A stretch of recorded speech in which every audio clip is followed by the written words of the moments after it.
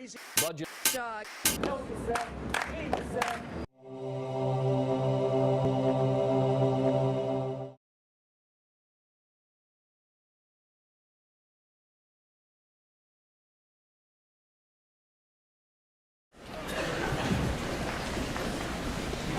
Well, you've both sketched out the bad side of history to such an extent that I would imagine somebody early into our movement, coming in a midpoint into our movement, quite easily would feel dispirited.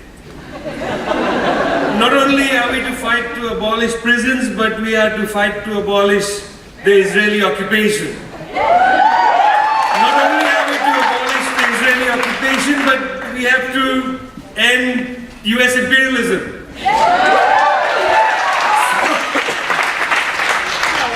With such an enormous task, how have you been able to sustain your commitment through your political career? Maybe Angela, if you could start, so many people that you have walked with have transformed their views, have given up, have shed a new skin maybe. How does one maintain commitment, fighting against something that in the present and near future appears to be so vast? Well, not everyone has changed. There are some. Yeah, but the people I consider my community, they have persisted. And maybe some people work in different ways than before, but I think one maintains a commitment through constant inspiration by those who are fighting the struggle. I mean, what more can I say? When I visited Palestine last year, I was impressed not only by the horrendous repression, but by the joy of the children and by a commitment to continue the struggle for freedom under the most impossible circumstances. And I always say that it's never been a question of whether I would continue this work, because I don't know how not to. I really would not know how not. No, what about you? Given that our political class is filled with lunatics, and that whatever we seem to do, 2, 3, 4 million people can march on the streets against the war in Iraq, but they're insane. They don't seem to even see us. Why do we bother, is the question I want you to play with a little bit. First of all, I don't really agree with the analysis. They saw us all right. The war in Iraq was bad enough, but it was nothing like the war against South Vietnam. That didn't even come close. The kinds of things that John F. Kennedy was doing, they couldn't even dream of doing in Iraq. Kennedy was carrying out saturation bombing. He was driving people into concentration camps, ultimately millions. He was carrying out chemical warfare to destroy the food and crops and livestock, and there was no protest. In fact, nobody even knew about it. He tried, I did give talks about it, but they were talks in somebody's living room, or maybe in a church with 3 people or something. Nobody cared. When the Iraq War came along, it was a huge protest. It's the first imperial invasion in history where there was massive protest before it was even officially launched. Actually, it was underway, but it wasn't known. But before it was officially launched, there was huge protest, and that very much restricted what was done. Bad enough, but could have been a lot worse. And that's an improvement, And in fact, in my view, and this is a kind of minority view, the U.S. actually won the war in Vietnam in terms of its major goals. I could discuss it if you want. But in Iraq was a flat-out defeat. The war aims were completely, none of them were met. They were finally stated toward the end when it became obvious what the scale of the defeat was. And you can see right now on what's going on. Well, okay, that's a change. And in fact, that's quite general. Like, you know, it does look now as if there's a huge number of problems to face. But just go back a few years. There were all these problems, plus a lot more. I mean, a lot's been achieved over the past, say, of course, the period we're talking about, roughly the last 50 years. Plenty of problems are gone. There are new ones coming up to deal with, fine. But I think quite apart from the fact that there is, it's a line of Martin Luther King's, who pointed out that the arc of history is long, but it bends towards justice. And we can get it to bend. That should be enough of an answer. Come back to that arc of history, because it seems to me a lot of people have to pull it towards justice as well. It's not bending by itself, but we come back to that. Let's stay a little bit with the Middle East, and maybe building on what you just said. Do you think it's the effectiveness of the Iraqi resistance, the effectiveness of at least the people on the street in the United States, that has moved the strategy in Iran towards the strangulation, the secret strangulation of that country, rather than an open bombardment? Yes, it's partly that, but there are other things that are happening with regard to Iran that illustrate very well how the imperial system of control and domination works right where we're sitting, places like Cambridge, Mass, not Iran. So, for example, I don't know how many of you know, probably not very many, and it's not your fault because it didn't get recorded. But if anyway, with regard to Iran, that's regarded in the United States. That's the greatest threat to world peace. If you listen to the last presidential debate, big topic, greatest threat to world peace, press and so on. Now that raises a couple of questions. Who thinks so? First of all, it turns out to be a Western obsession. Most of the world doesn't think so. The Arab world doesn't think so. They regard the United States and Israel as the greatest threat to peace. They're not the same. So it's a Western obsession. A second question that's interesting is, what exactly is the threat? Well, we actually have an authoritative answer to that. It's given by the Pentagon and U.S. intelligence. The threat is deterrence. Iran might develop means to deter the resort to force by the United States and its clients, by Israel. And that's intolerable. If you own the world, you can't accept deterrence.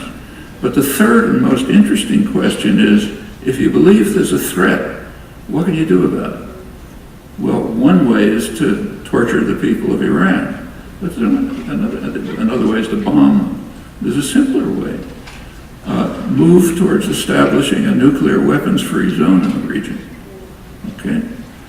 That happens to be supported by essentially the entire world. It's blocked by the United States. Just again a couple of weeks ago. Didn't get reported. I mean, it's kind of like if you're really a fanatic, you could find it. But there was supposed to be a conference this month in Finland to carry forward the plans to move towards a nuclear weapons-free zone. Israel refused to attend. Iran in early November said it would attend. Within days, President Obama canceled the conference. So it's not going to take place. Well, that's a simple way to move towards settling whatever problem anyone thinks there is. If there was a massive protest, massive popular movement, it could have taken place. But there can't be a massive popular movement if nobody knows about it. Correct. And here, it's kind of amazing, but the intellectual classes in the West and the media have been almost virtually 100% obedient in silencing all of this. You want to find out about it? I'll tell you how, but it's not easy. Now that's a major achievement of domination and control. You couldn't get that kind of obedience in a totalitarian state, and it's voluntary. You know, has a gun to their head, and nobody's being coerced not to do it. It's just internalized. You know, you don't talk about things like that. If you had a good education, you know, like all of us had, you know that you don't talk about things like that. It's just part of your nature. It's kind of like knowing that they are taking away our jobs and our money and our, and so on.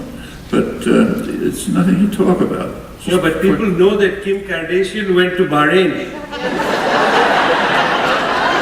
She went to Bahrain to promote some kind of milkshake or something like that.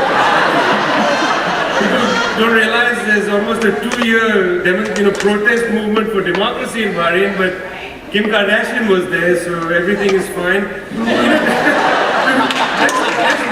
Let's build a little on this, Angela, well, these are the things I know.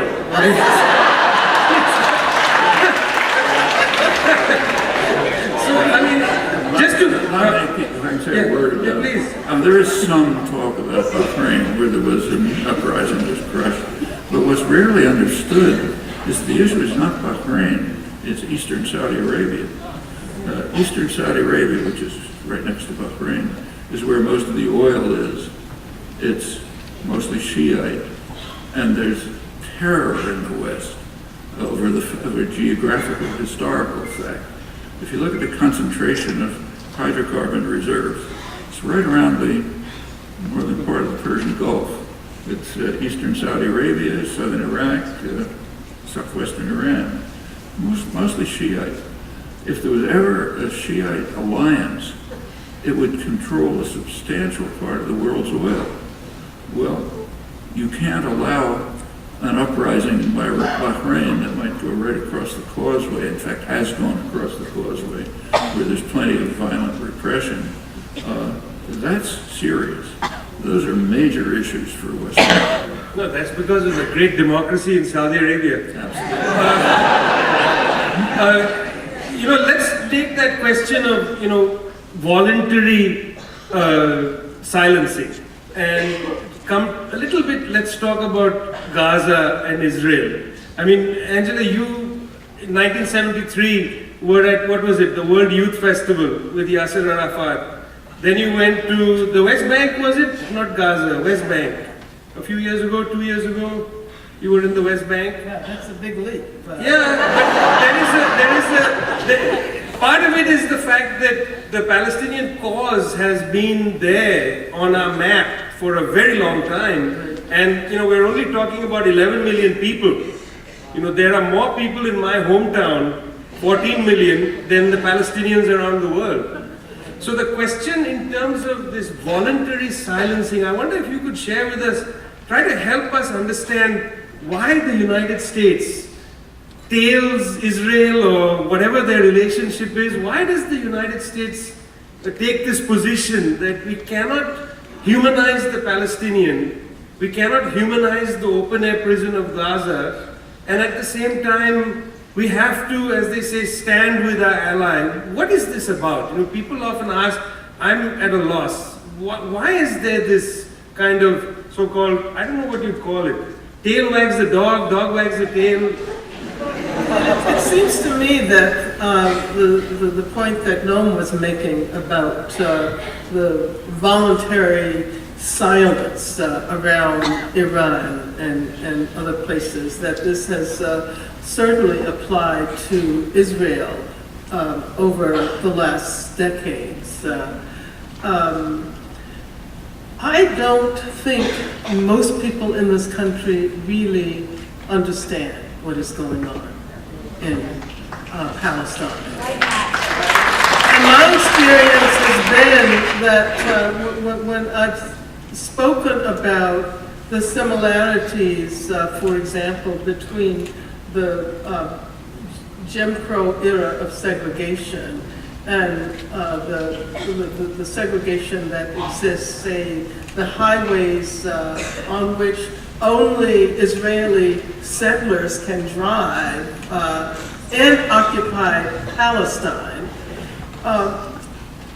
When I've spoken about this to Black audiences, many people say, well, why didn't anyone ever tell us about this? Because if we had known, we would have been drawn towards the kind of solidarity movement that actually helped to bolster the Black freedom movement in the 60s and 70s. So I'm not saying that it's only a question of a lack of information, but if the information is not there, then how do you build a solidarity movement? And then, of course, there's the issue of the Zionist lobby that literally forces people into silence. As I mentioned, I just came back from the World Social Forum Free Palestine.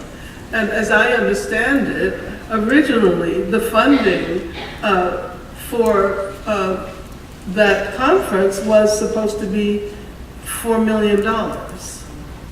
But it was reduced to $200,000. So that vast numbers of people who had planned to attend and who were promised plane tickets, especially from Palestine, were not able to attend. And this is in Brazil, right? This is the way this is working in Brazil, which I mean, it was interesting. I spoke in a small town in Brazil last week, or whatever it was, at a conference that took place on Black Consciousness Day in Cruz das Almas, which is in Bahia near Salvador. And when I mentioned Israeli apartheid, people, that was the most enthusiastic response. And so I said, this is really interesting. You know, here at this university, it was a very young university, 5 years old, a university based on affirmative action. It's what they call the first Black university in Brazil, because 80% of the students there are Black. And they were most excited about what is going on, about Palestine solidarity and speaking out against Israel. Yeah, maybe Noam, you can help us, and then we're going to move on.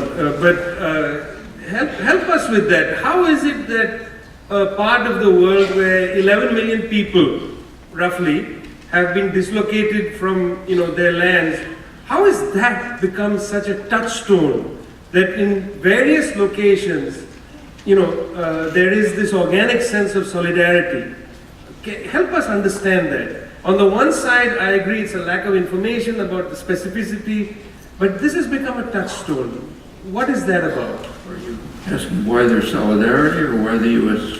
is an outlier on this? Maybe both. On the solidarity, because this is probably the longest military occupation, at least in modern history.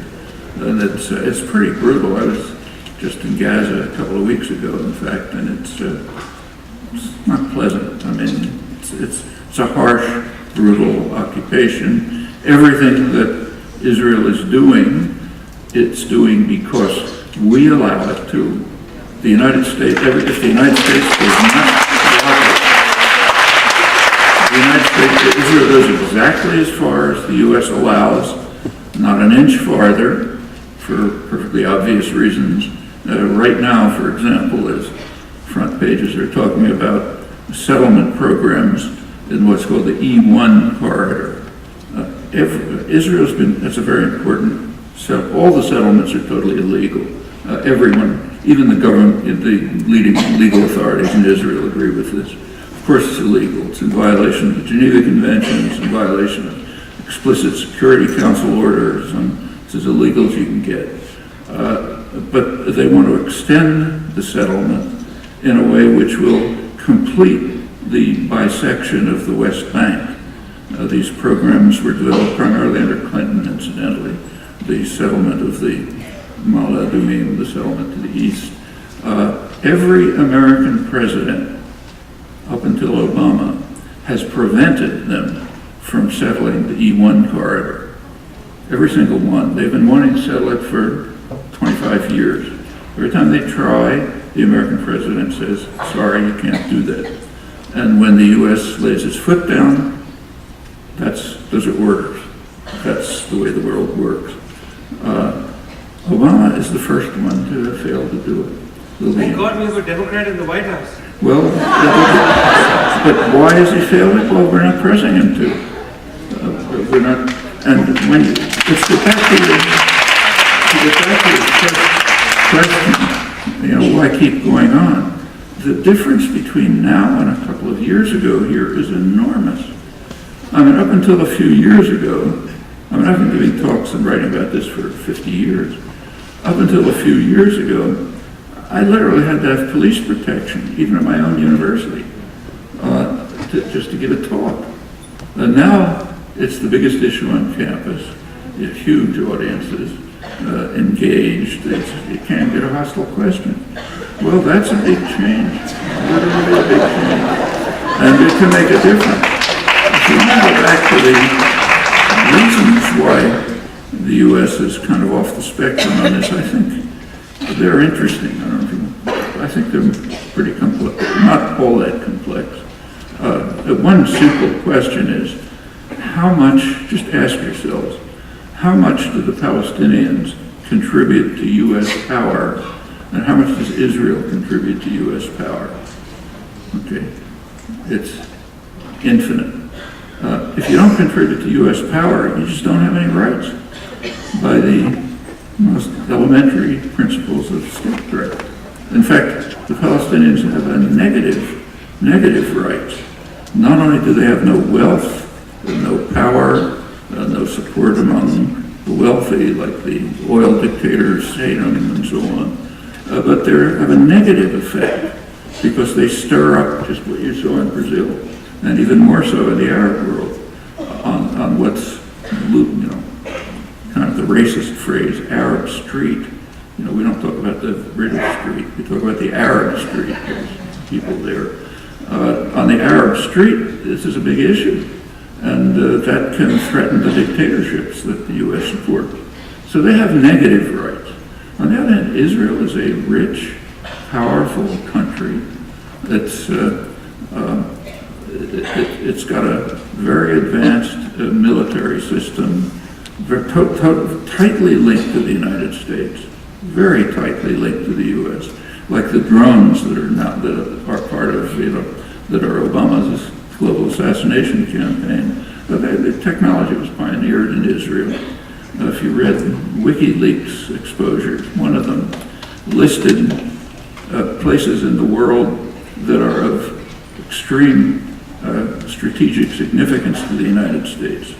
One of them was an industrial complex right outside of Haifa, the Rafael Industrial Complex, which is advanced military technology. And the relations are so close that the corporation has actually moved its management offices to the United States so they get closer to funding. So there's close links in military industry and intelligence, in just high-tech investment, big corporations like Intel invest there and so on. And there's strategic significance, which we could go into. But there are also other factors which shouldn't be overlooked. There are cultural factors, which I think are pretty significant. It's not a big secret that the United States has, throughout its history, it's been off the spectrum in religious extremism. More than half, about 60% of Republicans think the world was created a couple thousand years ago. You can't find countries. I don't think there's any country in the world that's anything like this. And this extends across the board. But furthermore, Christian Zionism, which is an elite phenomenon too, goes back way before Jewish Zionism. It goes back to Britain in the 19th century. Lord Balfour, Balfour Declaration fame, was a Christian Zionist. Woodrow Wilson read the Bible every day. The Bible says that God said that the Jews have to go back to Palestine. Okay? You had high officials in the Roosevelt administration who were saying that if the Jews go back to Palestine, it'll be the greatest event in world history. On top of that, there's a huge evangelical population, enormous. They have a further story, I don't know if you know this, about how this, I won't go into it, but it requires that the Jews go back to Palestine. There's a huge war, everyone gets killed, and the saved souls rise to heaven. That's tens of millions of people in the United States, enormous. They're big supporters of, they're very strongly anti-Semitic, because all the Jews are going to go to hell too. But we want to go back to Palestine. And there's another factor, which is never barely discussed, but I think is quite important. You take a look at the countries that are strongly supportive of Israel. The strongest ones are the United States, Canada, and Australia. What do these countries have in common? They're settler colonial societies.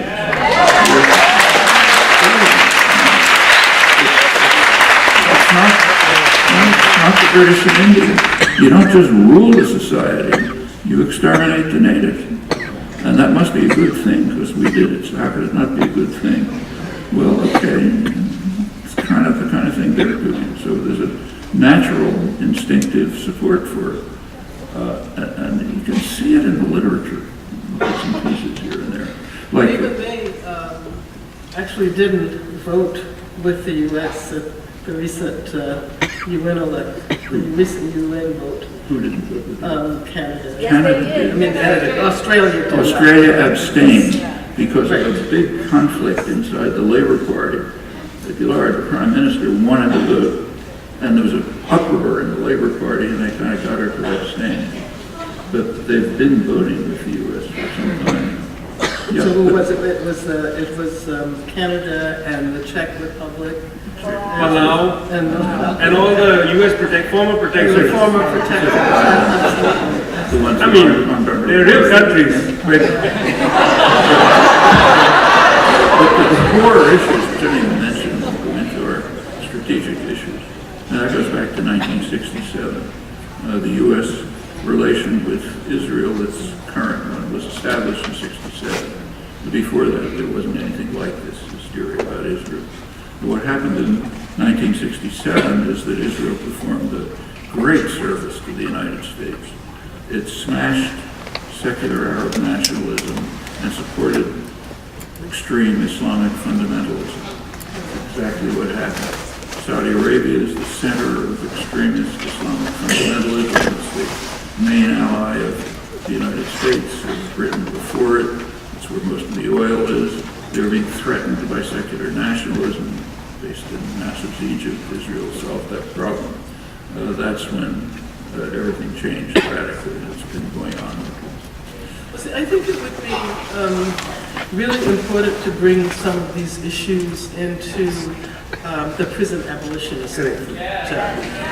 The prison abolitionist movement. And I know many of you who are here this evening are supporting organizations like Critical Resistance who are calling for the abolition of prisons. So what happens if we broaden that frame and we think about Israel not only in relation to the many prisons in which it holds Palestinian political prisoners, but also in the use of the carceral technology throughout the society. And this is the point that I was trying to allude to when I said that if we are prison abolitionists, we should also be opposed to open-air prisons. And any visit to the West Bank would persuade one that one is inside a prison, especially near the wall or a checkpoint. And so what happens if we reimagine the prison abolitionist movement that in this country has largely focused on a US-based prison industrial complex? What would happen if we created a much broader frame? I suppose the problem I'm trying to talk about is the fact that almost inevitably the question of Israel and Palestine tends to be isolated from most other radical and progressive issues. As a matter of fact, there are many people who you might consider really radical, except on the question of Israel, right? So how do we address that? And especially people who are involved in the abolitionist movement. How do we help to address that isolation and integrate these issues into our movements? I think that one of the reasons why the U.S. is able to support Israel with absolute impunity is because there are very few movements that will make themselves visibly seen and heard in solidarity with Palestine. So what can we do about that? How do we create the movements? There are harder cases than that. I mean, we could spend hours on the question of creating movements because, that's another problem is that we always say we should make mass movements and then people dedicate their lives trying to build it and we wait for the breakthroughs. I mean, building a movement is burrowing like a mole, waiting for the breakthrough. And it's coming. Yes. What is amazing? No, but that's not even from me, that's from Marx. When he says well borrowed old mole. We're going to get a question from the Boston Area Youth Organizing Project.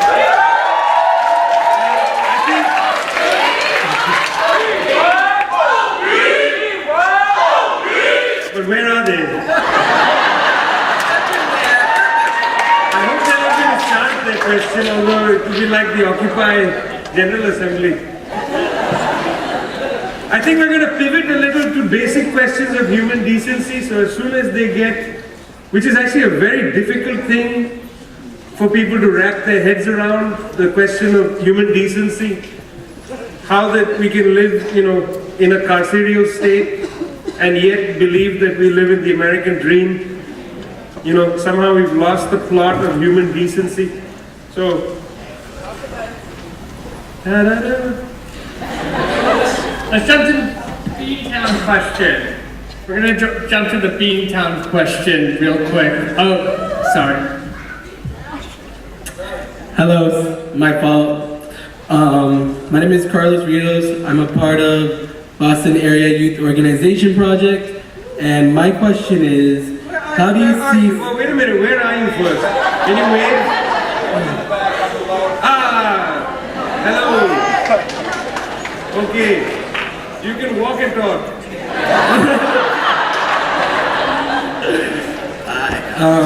So my question is, how do you see schools resembling prisons, and how do we transform them?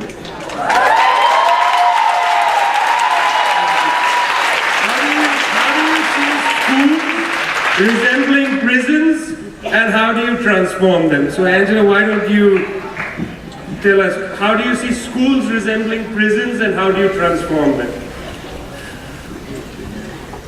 Well, all over this country, in poor communities, especially communities of color, over the last 2 decades, schools have come increasingly to resemble prisons with a focus that is often much more on discipline than on learning. In a sense, you can say that the schools that so many of our young people attend are finishing schools, directing people to the juvenile facilities, and then the trajectory is school, juvenile facility, adult prison. And when we talk about abolishing prisons, we can't see that task as being in isolation from all of the other related institutions. If we want to abolish prisons, then we're, in a sense, we're going to have to abolish schools in the way they currently reproduce the prison and its disciplinary technologies. And as many of us have said for such a long time, if schools were really doing their job, that is to say, teaching young people how to imagine the future, and teaching kids how to appreciate learning, and not just for what it can bring them in the future, not just as a commodity, not just for the money that they will be able to make when they get the degree, but rather for the way in which it, you know, my mother used to always say, education broadens your horizon. I mean, she said that to me over and over and over again. And later I really understood what she meant, because I was no longer just satisfied with living in Birmingham, Alabama, and I went on and did a lot of things. But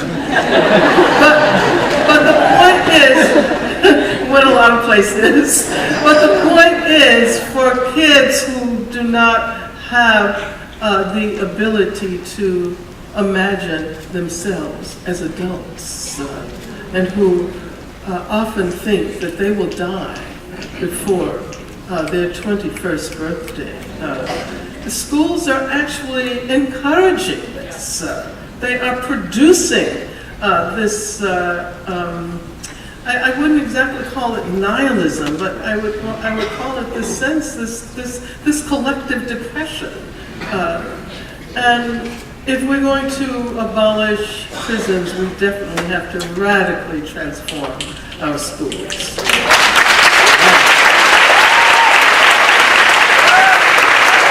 Professor Chomsky, you talked about busing, but you almost made it out to be like a project engendered to tear people away from each other. You know, when you mentioned the busing crisis in Boston, can you elaborate a little more, not only on the busing issue, but on the structure of late 20th century, early 21st century schooling and what's happening to it? The busing was done out of goodwill by nice, decent, liberal people who were for whom class-based attitudes were so profound that I don't think they could see what they were doing. So take Boston, right here. It's typical. Works just the way I said. The busing system was organized by one of the main liberal judges, you know, Harvard trustee, nice guy. But it was designed so that it simply brought together poor communities in urban Boston. So yes, black kids went from Roxbury to South Boston and the other way around, but they didn't go to the affluent suburbs. And in the affluent suburbs, they didn't go into the inner city. And if they tried to do that, there would have been such a, political hell. They couldn't even start it.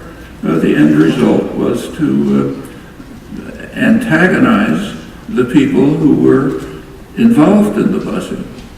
First of all, because they didn't want them to be in our communities, and also because they could see that the rich guys in the suburbs are free from this. You couldn't have made a worse proposal. And that happened all over the country. There's a lot of studies of this. Through the 70s, the busing programs, which were well-intentioned in a sense, were one of the main factors in driving the white working class far to the right, to the point that they're now a Republican base. Democrats don't even try. As far as the schools are concerned, I think it's somewhat more nuanced. I think schools can be oppressive, and they can undermine independence and creativity, or they can be liberating. And sometimes it's both. I think if you think through your own experiences, most of you, you'll have had a school experience which are of both types. There are teachers who really work hard to inspire independent thought, creativity, searching for things, and so on. There are others who force you into a mold. Now, they are controlled by a supervisory system. Teachers want to have limited independence, no matter how dedicated they are. For one thing, there's enormous disparities in school funding. So in the United States, the schools are funded mainly by property taxes. Well, the wealth is so segregated that if you're in the affluent suburbs, you get well-funded schools. If you're in the inner city, you get defunded schools. And the best teacher in the world isn't going to be able to do much if kids come to school, not having eaten breakfast and their father's in jail, and they don't have, so on and so forth. It already starts in a way which the best teacher in the world can do very little. But also there are programs, this is another part of the backlash since the 70s, to institute a kind of a disciplinary controlling system in the schools. So the last decade it's been called, No Child Left Behind, Race to the Top, whatever name it's given, it's teach to test. Those of you who are teachers have been through this knows how that works. Teach to test is a way of guaranteeing not only that nobody learns anything, but they have no interest in being in school. I mean, every one of you,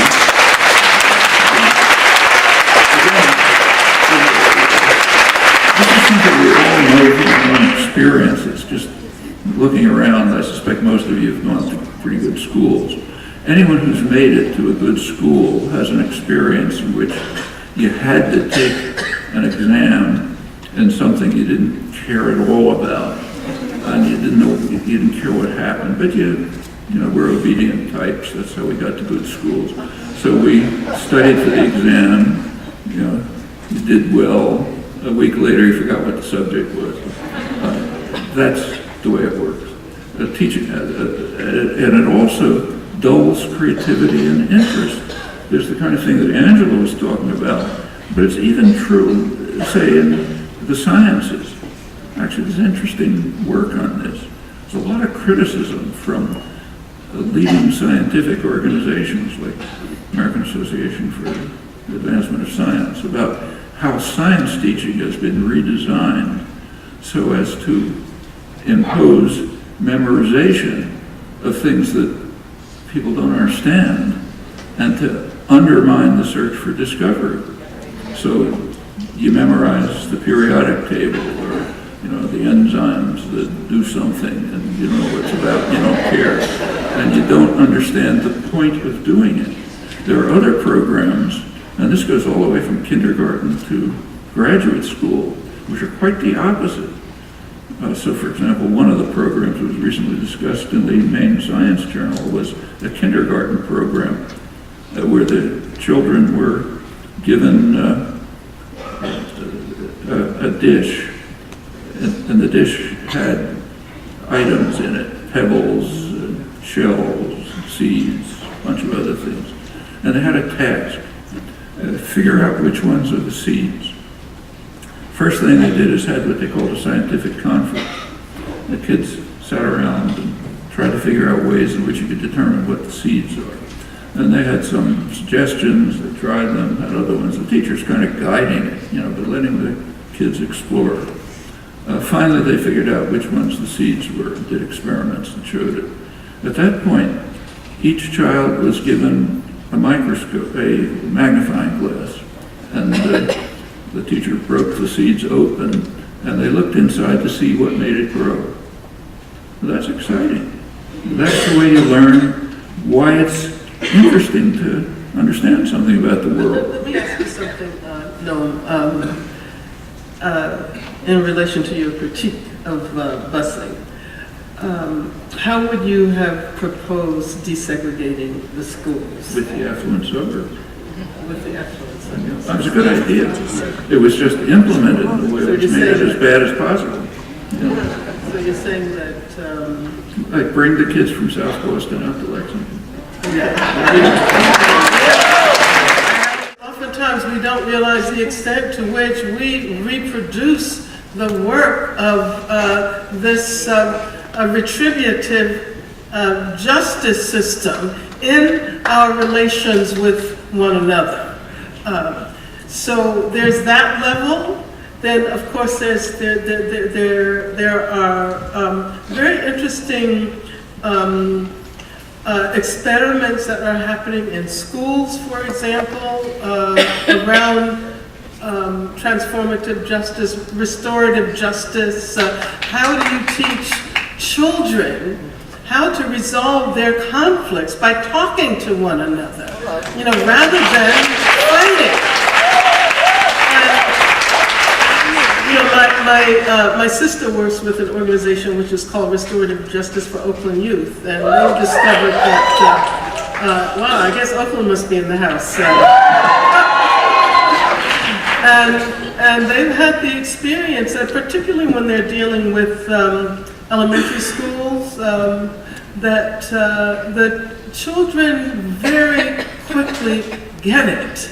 They get it so quickly that she was telling a story about this one kid who was brought back to the school because he got into a fight somewhere in the community.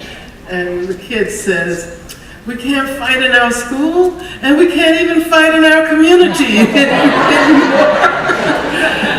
But it's interesting to hear how the children learn how to talk to one another and how to resolve their differences in circles, bringing other people into the conversation rather than assuming that the only way you can resolve it is through violence.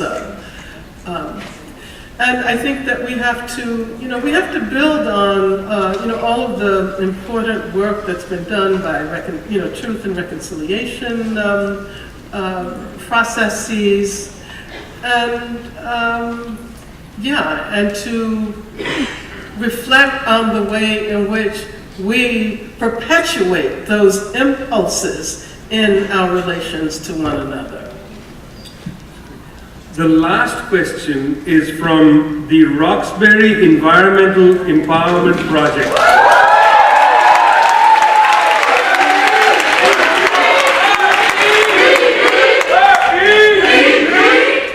You'll have to come all the way down to the stage. Hi. Ask it really loud. I need a microphone. I have it up here, so you have to talk really loud. Hi guys! So my name is Stacia, and I'm a youth organizer at the Roxbury Environmental Empowerment Project. And my question is, what questions do you have for the young people today? We are leaders in our community now, and we will continue to do so. What advice do you have for getting adult allies engaged with our struggles?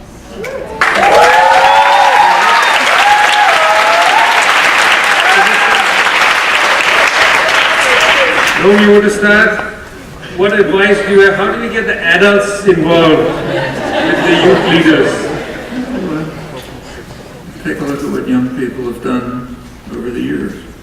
Actually, if you look around and you think about the movements that have been formed, became significant, to a very substantial extent, they had a youth initiative and was carrying it forward from the very beginning. So take, say, the Civil Rights Movement.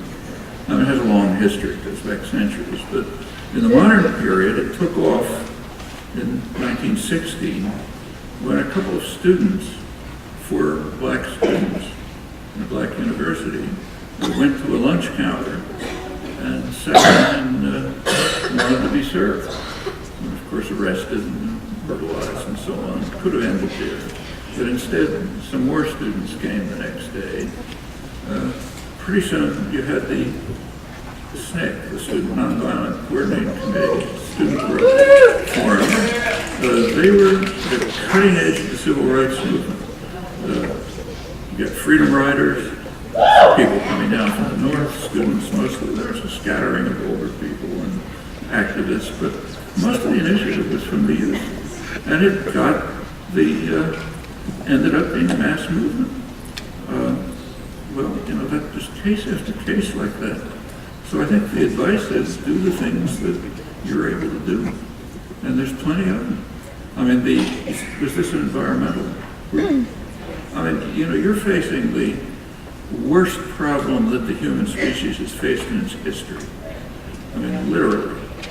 We are now marching towards a precipice, and we're going to fall off it, and it would be basically destruction of the species. It's never happened in human history before. And we're marching right towards it, eyes open. You take a look at the presidential candidates, the presidential debates, both the Republican Party program didn't even have didn't say anything about global warming. The Democratic Party program had a couple of vapid phrases. Both presidential candidates were euphoric about the fact that we can move towards 100 years of energy independence by using more fossil fuels. You read the main elite intellectual newspapers, New York Times, big story on the melting of the Arctic ice. The first half of the story says the worst ever, you know, all kinds of catastrophes are going to come and so on. Second half of the story says fantastic opportunity, opens up the region for more mining, for more extraction of fossil fuels and so on. So let's escalate the catastrophe. This is happening all over the world. In fact, about the only organized groups that are really trying to stop it are indigenous groups. You look around the world, and everywhere with substantial indigenous populations, they're in the lead. And the countries where they're a majority or a big plurality actually have gone so far as to institute constitutional rights for nature and insistence on Ecuador, for example. This program to try to get funded by the rich countries to keep the oil in the ground instead of lifting it and growing that way. Well, you know, unless we can get the sensibility of First Nations or indigenous people, whatever they call themselves, different ways. Once we can gain that kind of sensibility, we're heading to disaster. And for young people, you're the ones who are going to pay the price. You know, you're going to see a world in which global temperature's going over the fabled 2 degrees centigrade, which is supposed to be a tipping point. We're getting very close to it. It might go over it pretty soon. That's going to be the world in which you and your children are going to live in. So you better do something about it fast. And there's ways to do it, and I think you know what they are. Well, I totally agree with Noam that historically young people have always been the ones to give leadership to revolutionary, creative, imaginative struggles. And it seems to me that the adults Well, I don't know whether I would use the term adult, because I think a lot of young people are pretty adult. But the older people who are most effective are the ones who understand the importance of an egalitarian, intergenerational movement.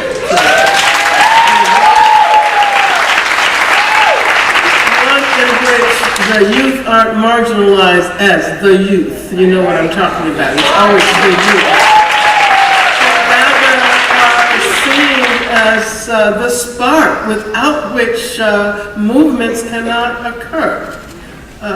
And so, no, I guess I can say we are counting on you. We are counting on you to lead us toward these radical futures about which we have been speaking this evening. Thank you. Thank you so much.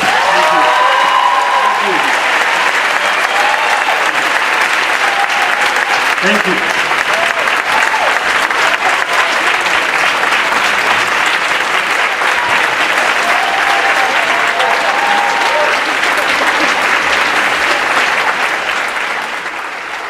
Thank you all so much.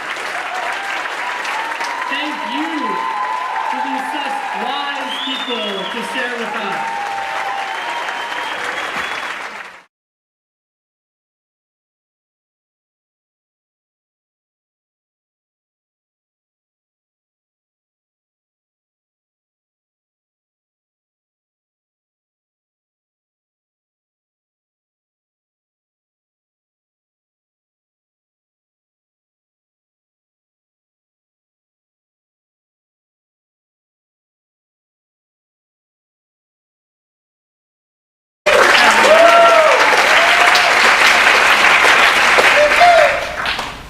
No, what about you? You know, given that our political class is filled with lunatics, and that whatever we seem to do, 2, 3, 4 million people can march on the streets against the war in Iraq, but they're insane. You know, they don't seem to even see us.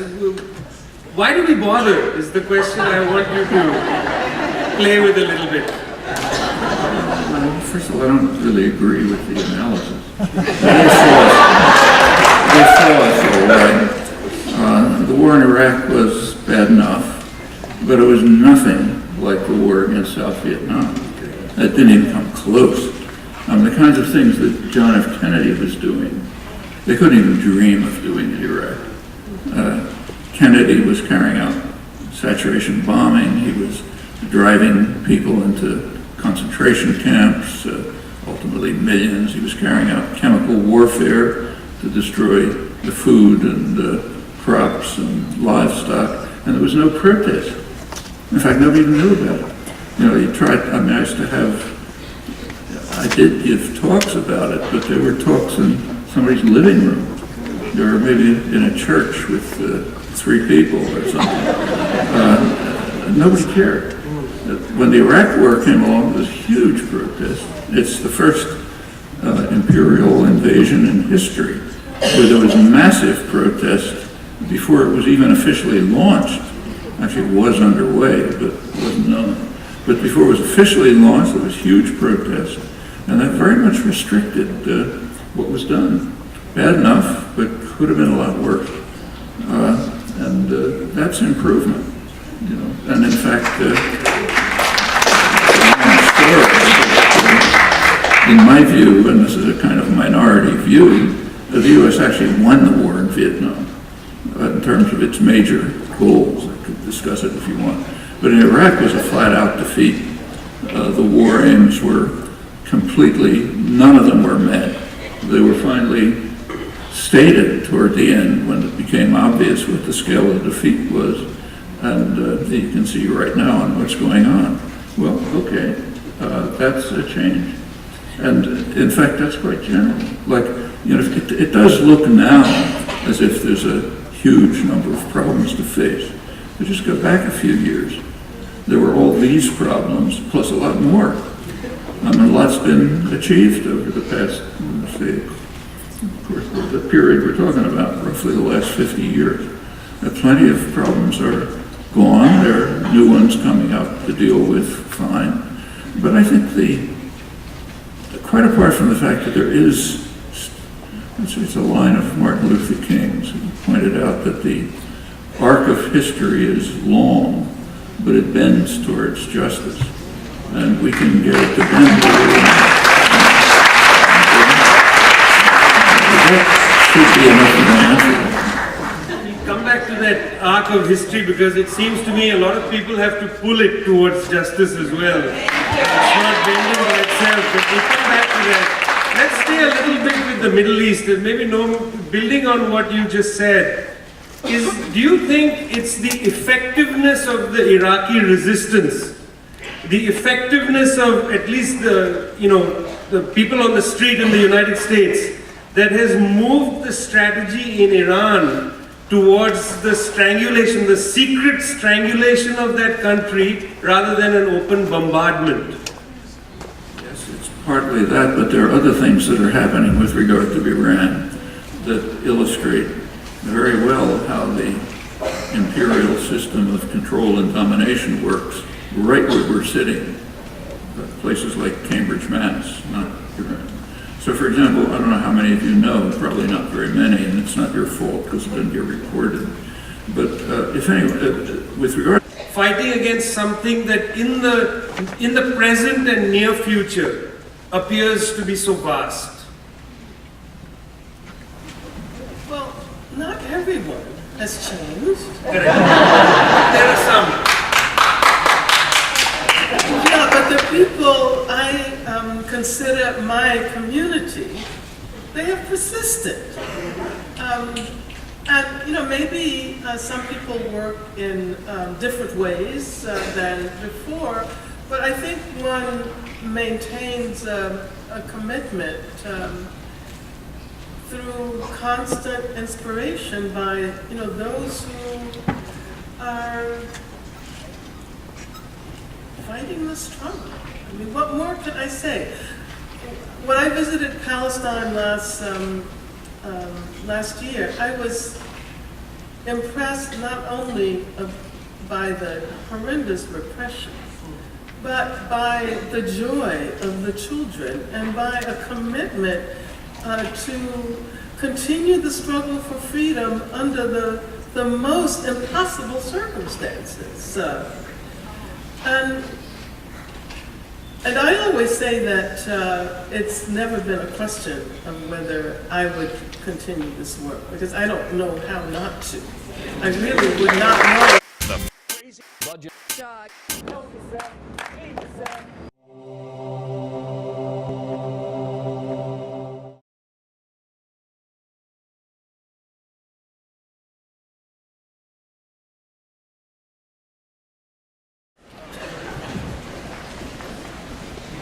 Well, you've both sketched out the bad side of history to such an extent that I would imagine somebody early into our movement, coming in a midpoint into our movement, quite easily would feel dispirited.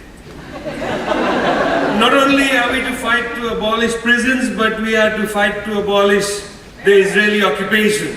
Not only are we to abolish the Israeli occupation, but we have to end US imperialism.